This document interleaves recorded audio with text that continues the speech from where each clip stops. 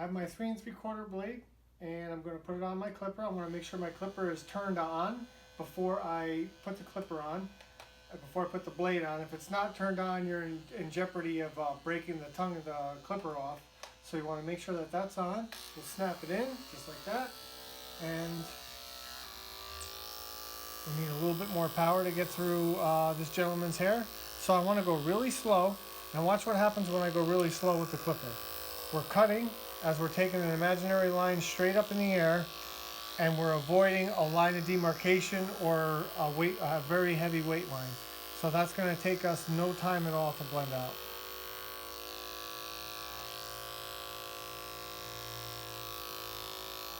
So that's one of my biggest things cutting hair, and which has saved me a tremendous amount of time. I mean, literally, you can shave 15 minutes off your haircut by avoiding the blending step.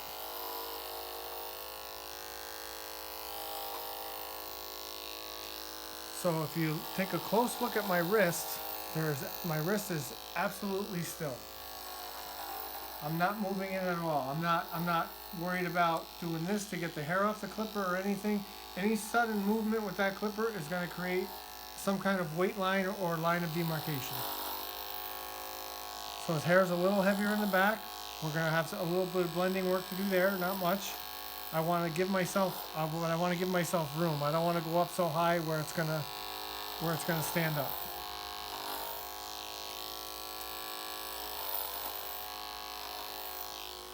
And my feet are in the same spot, so if you notice, the chair is just spinning. You don't even have to move. As I said before in the opening, this gentleman's hair goes straight forward. So we have to come slightly against the grain when we're cutting it, so it feeds into the blade properly. So if you notice, I'm cutting as we're pulling away also.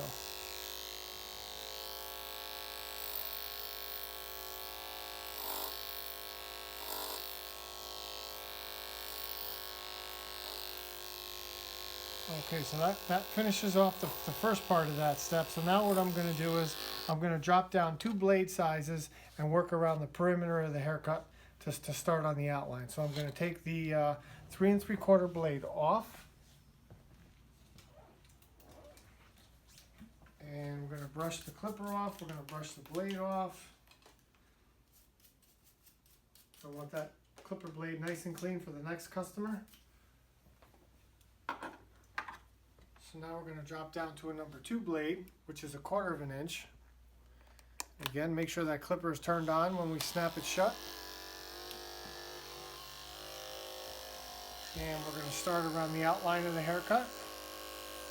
And we're going to start to taper, do like I call this a 1-finger taper around the outline of the haircut. And in the back, since as I said before, since he's a professional working at a bank, we want to leave a nice low natural hairline. I don't want to do like a real deep 3-finger taper up underneath the occipital bone. I want to do just a natural hairline that's faded out right on his hairline. I don't want to go up the natural hairline in this case. If I was doing a real tight fade or bald fade or something different, then we could, taper it in real deep. And in general, I don't like to do square backs. I don't like to make a straight line. A personal preference, I think it looks unnatural. I like to do these nice natural low hairlines, especially for the professionals. Okay, so when we finish up with the 2 blade, the next step is we're going to take a smaller, after I brush my blade off, we're going to take a smaller clipper comb and my 1.5 blade, which cuts and blends at the same time, and we're going to touch up this area right here around the blend.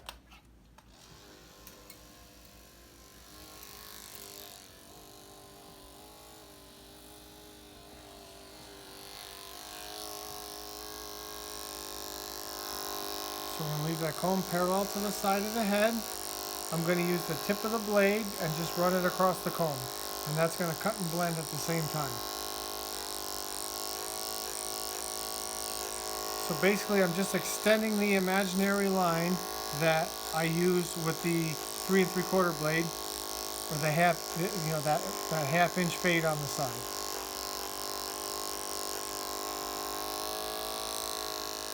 And I like, there's a bunch of different brands that make these clipper combs with nice thin teeth, and they're flat. There's no groove, so there's nothing to catch on.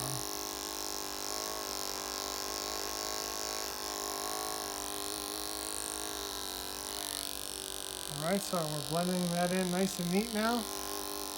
These are the tougher ones when you have really thick hair and it grows straight forward. So just take your time. That comb moves slow and the clipper moves fast. Just like when we did our scissor over comb work. Comb moves slow, the scissor moves fast.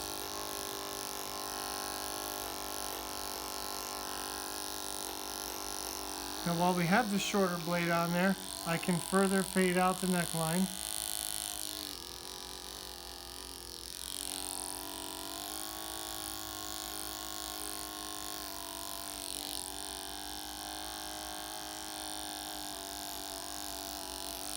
And he's got a nice thick hairline, so it looks really good with a taper.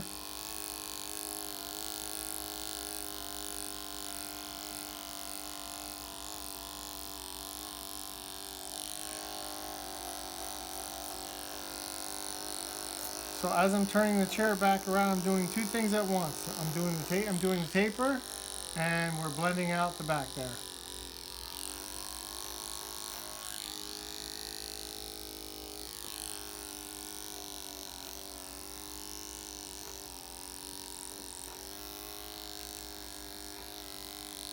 Alright, now we're blending the opposite side. So again, the 1.5 blade, it cuts and blends at the same time. So right now I have the heel of the blade flat on the comb to do the initial blend underneath, and then I adjust my grip from an overhand grip, with my shoulders up too high, to an underhand grip.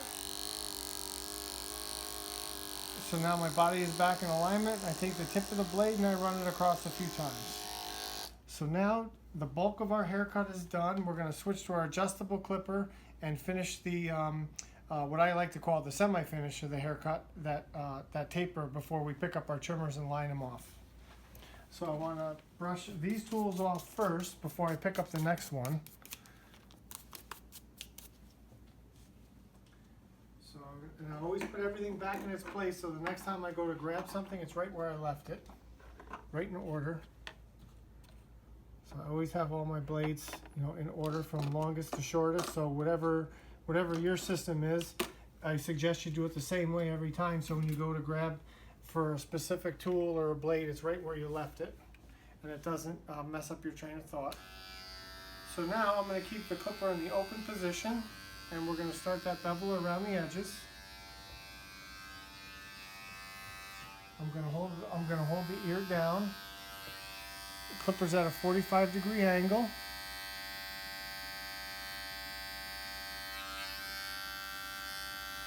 And this is what I like to call the semi-finish of the haircut.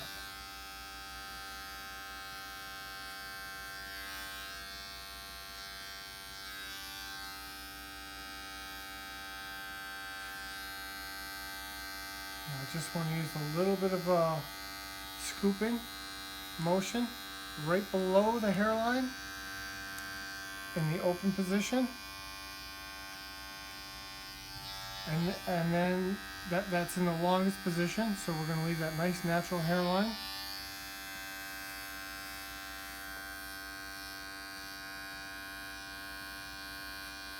And then if you have a heavy spot, you can take the corner of the clipper and use that same scooping motion. It's almost like using a thinning shear on the side.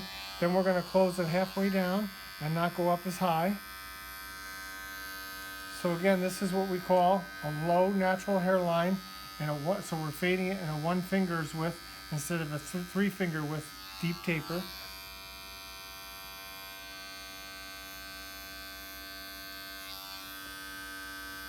And the nice thing about this is, as it grows in, you're not going to see a line and then all this hair growing in. It's all going to kind of grow in together.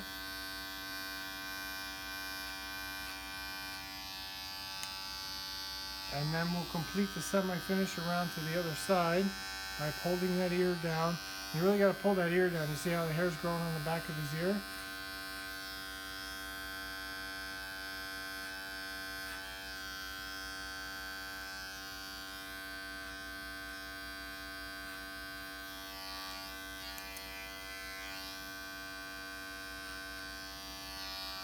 Now we're going to close the clipper down all the way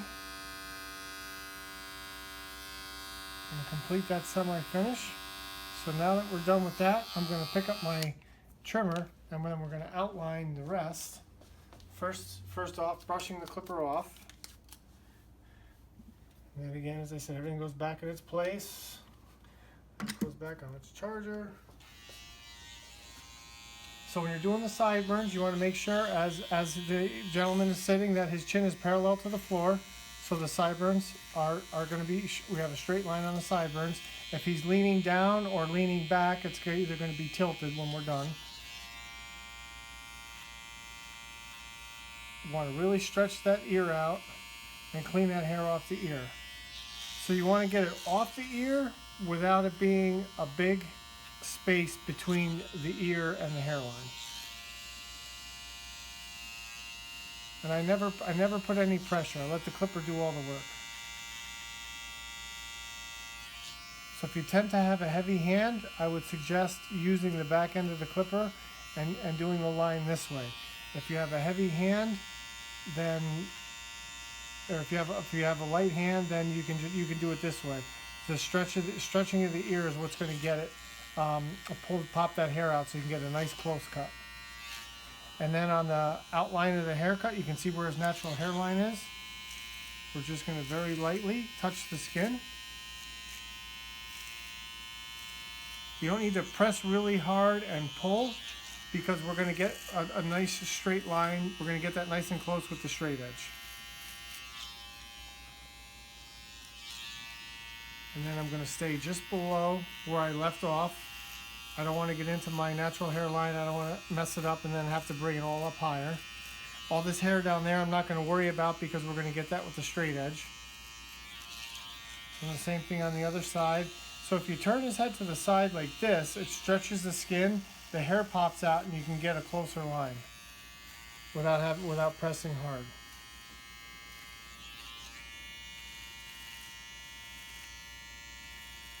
Another reason why people come back to us is, you know, it should be a relaxing, comfortable experience. If your clippers are adjusted so close to get that line so close that it becomes uncomfortable, it's going to pinch the skin. That could be a deterring factor from somebody coming back to you. That's why I'm a big proponent of finishing off every haircut with a straight edge.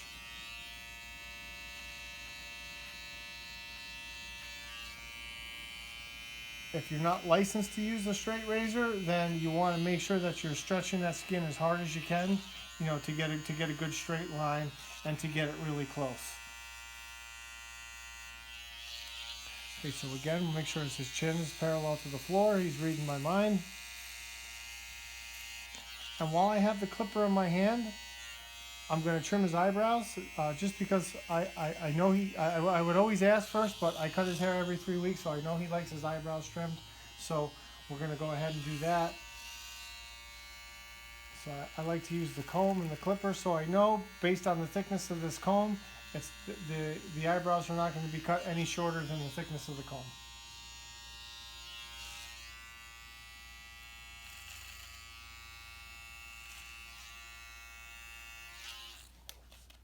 Okay, so that finishes off the haircut.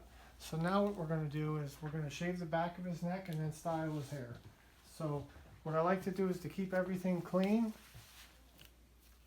So we take off the neck strip, put that in a little garbage over here. We're going to brush off his neck good so I can see what needs to be shaved and get rid of the clippings. And then also what I like to do before I start the next step is clean off the hair cloth. So everything looks nice and neat. We don't have all these hair clippings on them while we're doing the next step.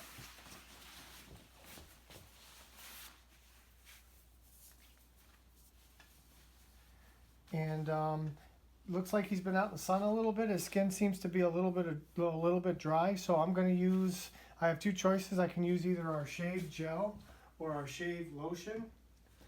Two great shaving products. They work excellent together for doing face shaves. You know, on the back of the neck, one or the other will work. They're both 3-in-1 pre-shaves, shaves, and post shaves. I'm gonna go with the shave lotion. It has a little bit more skin conditioner in it, and also has cocoa butter in it, which is also very moisturizing. Just because he has some dry skin, so that's why I'm gonna go with this. It also has a little bit of oil in it as well, with the shea butter and chamomile, which are anti-inflammatories. So, and it's also semi-transparent. So one pump, and then we're just gonna rub it a little bit in our hands to warm it up. Put it on his skin.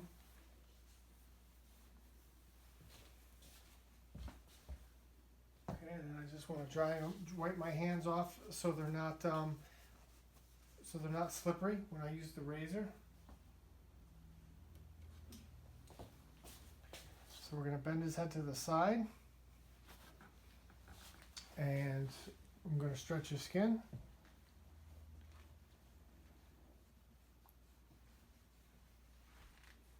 And as you're shaving, you can see real closely right there how that's a little shiny and how his skin is a little shiny. That's all the moisture in the shave lotion. I call it a lotion instead of a cream because it has more of a lotion consistency.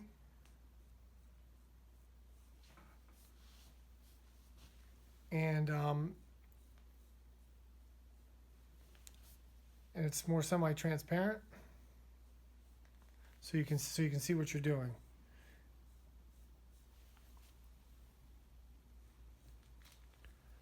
So when I'm shaving, you see how close my thumb is? That's stretching the skin. I don't want my thumb to get too far away from the blade, stretching the skin. Want to keep that tension. That's what pulls the hair out. So I'm not using any pressure on the razor, just gliding it over the skin.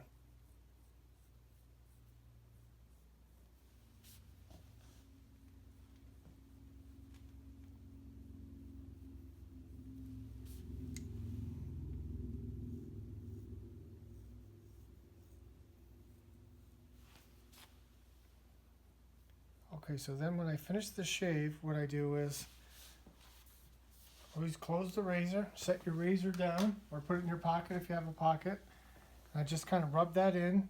And just as I said before, because the skin is a little dry, I'm going to take a touch of the shave gel. And this works as a great post-shave product. I'm just going to take just a little bit. You don't have to use a lot. Rub it in your hands a little bit, and then just rub it on the skin.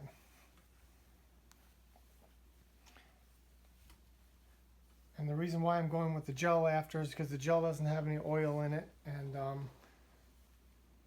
it'll absorb into the skin very quickly. So now that we finished the haircut, we're going to go ahead and style his hair. Now again, being the fact that I know how he likes his hair, I like how he likes his hair styled. We have many choices.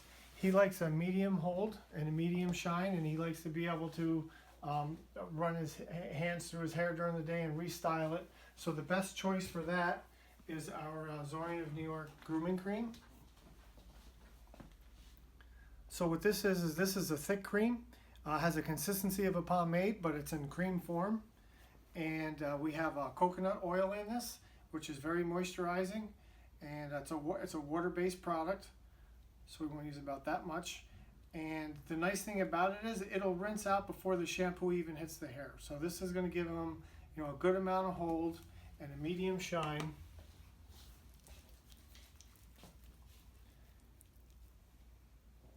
It rubs in the hair really, really easily, really quickly.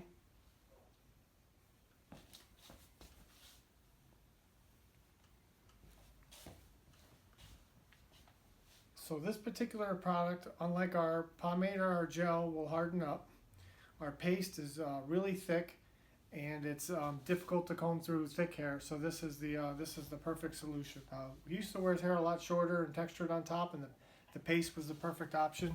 So then we found that this works a lot better for this particular hairstyle. I always like to clean my hands off before picking up my brush or my comb.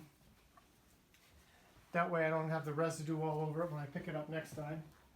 So then we're just going to take our vent brush here.